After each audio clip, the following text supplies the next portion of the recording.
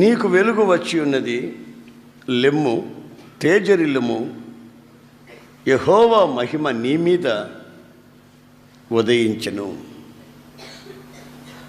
ఈరోజు ఆయన సన్నిధికి వచ్చిన ఆయన ప్రజలతో ఆయన చెప్తున్న మాట ఏమిటంటే,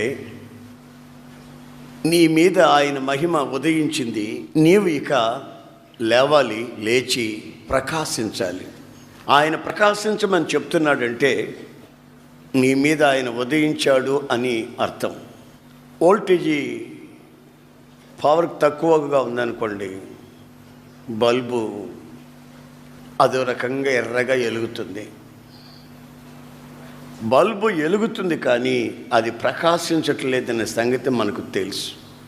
మనం వెలగాలని ఆయన మనలో ఉదయించాడు. అయితే ప్రకాశించేందుకు నీవు లేవాలని హెచ్చరిస్తున్నాడు.